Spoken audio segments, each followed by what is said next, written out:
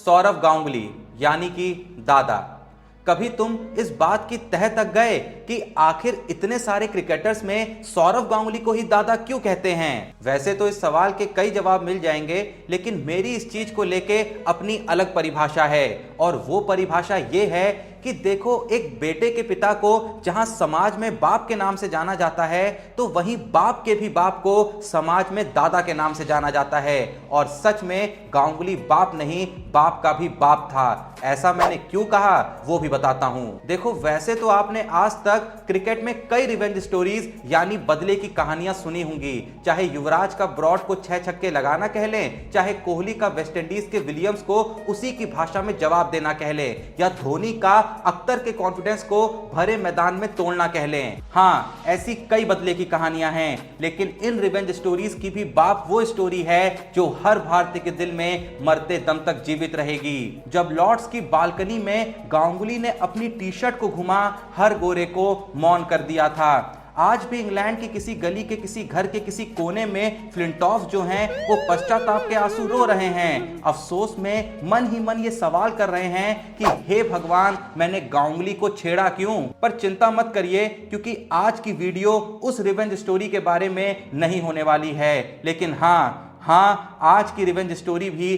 कुछ वैसी ही होने वाली है, जहां गांगुली भी हैं, बदला भी है और पश्चाताप भी है। बात थी साल 2004 की, ठीक उस ऐतिहासिक लॉर्ड्स के इंसिडेंट के 2 साल बाद की। 2004 वही साल है जहां ऑस्ट्रेलियन क्रिकेट टीम का नाम ही काफी होता था। अगर किसी मैच में ऑस्ट्रेलिया है तो रिजल्ट किसके हक में जाएगा, इस बात को लेके ज्यादा डिबेट नहीं होती थी। और वहीं बात करें 2004 वाली इंडियन टीम की, तो ये वो टीम थी जिसने पिछले 4-5 साल में हार जीत भले ही कितनी भी देखी हो, लेकिन हर मैच के साथ खुद को मजबूत करा था, हर दिन के साथ खुद को कल से बेहतर किया था। जो टीम 4-5 साल पहले फिक्सिंग स्कैंडल्स के चलते पूरे तरीके से टूट चुकी थी, जिस टीम के प्लेयरों को 4-5 साल पहले सड़कों पे जूतों की मालाएं पहनाई जा रही थी, जिस टीम के उठने की उम्मीदें दुनिया खो चुकी थी, वो टीम आज लड़ने के साथ साथ जीतना भी सीख चुकी थी। और टीम के इस ट्रांसफॉर्मेशन के पीछे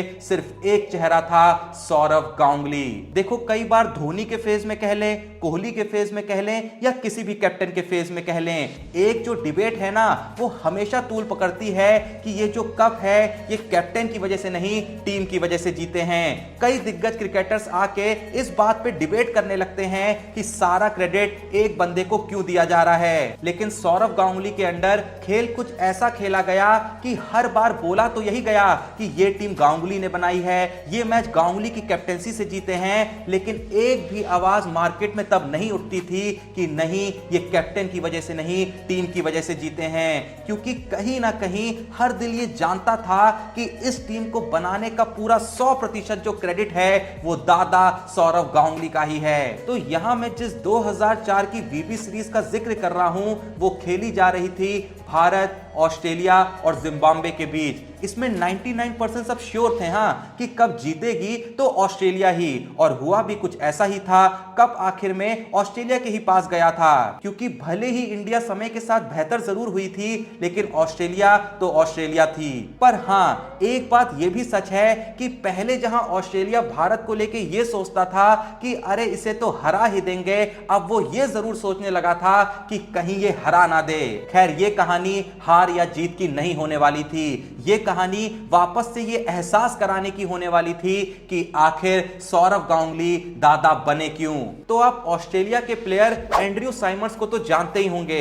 हाँ, वही लड़ने का शौकीन जिसे मात्र देख के ही बांग्लादेश और जिम्बाब्वे के प्लेयर्स अपना विकेट फेंक देते थे। कहा जाता था कि पॉन्टिंग साइमंड्स को बॉलिंग पे लाते ही इसलिए थे कि बैट्समैन के अंदर खौफ डाला जा सके, क्योंकि पहले तो साइमंड्स एक तरीके की बॉल डालते नहीं थे, कभी स्पिन तो कभी मीडियम पेस। लेकिन उनकी बॉलिंग की खास बात यह थी कि वो बॉलिंग के साथ साथ स्लेजिंग करने के लिए भी काफी जाने जाते थे। वो हमेशा बॉल डाल के बैट्समैन की तरफ चलने लगते थे और उसे कुछ बोल के आ जाते थे, जिससे बैट्समैन का जो दिमाग है वो विचलित हो जाता था। एंड जैसा मैंने कहा कि भले ही किसी बैट्समैन को साइमंड्स की बात का बुरा लग भी जाए, पर साइमंड्स के मुंह पे वापस कोई कुछ कह सके या पूरी ऑस्ट्रेलियन टीम के साथ कोई शब्दों के खेल में उलझ सके, इतनी हिम्मत किसी में भी नहीं थी। ऑस्ट्रेलिया के साथ मैच है तो मंत्र एक ही होता था, सुनो और भूल जाओ। क्योंकि लोग ये भी कहते थे कि वैसे तो ऑस्ट्रेलिया सिर्फ मैच हराती थी, लेकिन अगर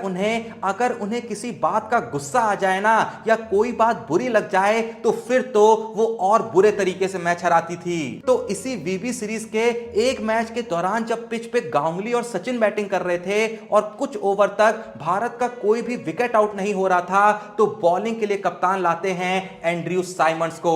वजह बड़ी ही सिंपल सी थी कि विकेट भले ही मिले ना मिले, बैट्समैन के दिमाग के साथ खेला जा सके कि एटलीस्ट दूसरे एंड से जो मेन बॉलर्स आ रहे हैं वो जाके विकेट झटक पाए। एंड्रयू साइमंड्स ने जैसी गांगुली को बॉल डालना शुरू किया तो अपने नेचर के तहत वो बॉल डालते और बैट्समैन के पास जाके कुछ शब्दों का आदान प्रदान करने लगते। मैच के बाद जब गांगुली से पूछा गया तो उन्होंने बताया कि साइमंड्स बार बार उनसे कह रहे थे गिव मी पेन, यानी कि हिम्मत है तो मुझे दर्द दो, मुझे दर्द दो। ये जो गिव मी पेन है ना, ये साइमंड्स अक्सर बैट्समैनों को बॉलिंग कराते वक्त कहा करते थे, जिससे कि बैट्समैन उनकी बॉल पे रिस्क लेने के लिए प्रेरित हो और उसके चलते वो अपना विकेट फेंक दे। बस मसला आज ये था कि आज साइमंड्स बेचारे गलत आदमी से भिड़ रहे थे, क्योंकि ये गांगुली था साहब, ये उस दौर से अपनी टीम को निकाल के लाया हुआ था जिस दौर के आगे ये पूरी की पूरी ऑस्ट्रेलिया की टीम भी घुटने टेक देती। साइमंड्स जब गांगुली को बॉल डाल के गिव मी पेन कहते तो गांगुली कुछ बोलते नहीं, बस मुस्कुरा देते। पता है क्यों? क्योंकि अगर शब्दों के बदले शब्दों से ही जवाब दिया जाता तो जीत यहां पे साइमंड्स की होती, लेकिन गांगुली की जो हंसी थी वो साइमंड्स को अपमान दे रही थी और कुछ नहीं। साइमंड्स बोलते जा रहे थे और बदले में गांगुली मुस्कुराए जा रहे थे। ये मुस्कुराहट मानो बिना शब्दों के ये कहना चाह रही हो कि अरे साइमंड्स छोटी बच्ची हो क्या, लेकिन यहीं से तो असली खेल शुरू होना था। अगर तुम्हें लग रहा है कि गांगुली बस साइमंड्स की बातों को सुन रहे थे और उसे अनसुना कर रहे थे, तो ऐसा नहीं है। साइमंड्स ने दर्द की मांग करी थी ना, तो अब उन्हें वो दर्द देने का टाइम आ गया था। गांगुली ने अचानक से एक रौद्र रूप धारण किया और अपने बैटिंग गियर को 1 से सीधे 5 पे ले गए, और उसके बाद साइमंड्स के साथ दूसरे एंड से जो भी बॉलर आता था, गांगुली उसे इतने चौके छक्के मारते कि दूसरे एंड से बॉलर ही चेंज हो जाता। अब यहां पे गौर करने वाली बात यह थी कि गांगुली साइमंड्स के ओवर में इतना अटैक नहीं कर रहे थे जितना कि दूसरे एंड के बॉलर को मार रहे थे। पता है क्यों? बताता हूं। मैच के बाद जब गांगुली से पूछा गया कि आखिर वहां बीच पिच पे चल क्या रहा था, तो गांगुली कहते हैं nothing, Symonds was asking for pain and I was just delivering the same. यानी साइमंड्स लगातार दर्द की मांग कर रहे थे और मैं उन्हें बस वही दे रहा था जो वो चाह रहे थे। जिस पे इंटरव्यूअर ने पूछा पर आप साइमंड्स की बॉल पे तो बड़े हिट खेल ही नहीं रहे थे और बाकी बैट्समैनों को बाउंड्रीज मार रहे थे। अब इस पे गांगुली का जो जवाब आया वो साइमंड्स और ऑस्ट्रेलिया पूरी जिंदगी नहीं भूले। गांगुली बोले कि जैसा मैंने कहा साइमंड्स दर्द चाहते थे और मैं उन्हें वही दे रहा था। अब मैं अगर उन्हें बड़े शॉट्स मार देता तो शायद वो बॉलिंग से हटा दिए जाते और मैं उनके चेहरे पे वो दर्द जो है करीब से नहीं देख पाता। लेकिन मैं जब दूसरे एंड के बॉलर्स को साइमंड्स की गलती की सजा दे रहा था तो फिर से अगले ओवर में साइमंड्स के चेहरे का दर्द मुझे बढ़ता हुआ नजर आ रहा था। इवन साइमंड्स तो उसके बाद भी मुझसे आके कह रहे थे कि Sourav come on, why aren't you giving me pain, यानी तुम मुझे दर्द क्यों नहीं दे रहे हो। तो मैंने उनसे यही कहा कि you didn't understand Symonds, I am giving you pain, यानी साइमंड्स तुम समझ नहीं रहे हो, मैं दर्द असल में तुम्हें ही दे रहा हूं। गांगुली का यह बयान कुछ ही घंटे के अंदर दुनिया के हर अखबार में वायरल हो गया। विपक्षी को जवाब देने का यह तरीका हर चैनल की हेडलाइन बन गया, क्योंकि इतिहास में पहली बार ऐसा देखा जा रहा था कि किसी प्लेयर को जवाब उसको नहीं बल्कि उसकी टीम वालों को परेशान करके दिया जा रहा था। पहली बार देखा जा रहा था कि किसी प्लेयर को दर्द असल में बिना उसको कोई नुकसान पहुंचाए दिया जा रहा था। पहली बार देखा जा रहा था कि हर कंट्रोवर्सी में सबसे आगे बोलने वाले साइमंड्स मौन खड़े बस तमाशे का हिस्सा बन रहे थे।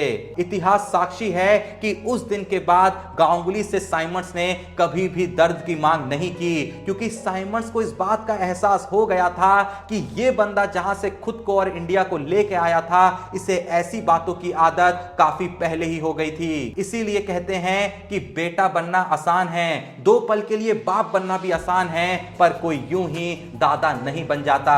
खैर, जो भी ये वीडियो देख रहा है, आपको ये कहानी कैसी लगी कमेंट में जरूर बताइएगा।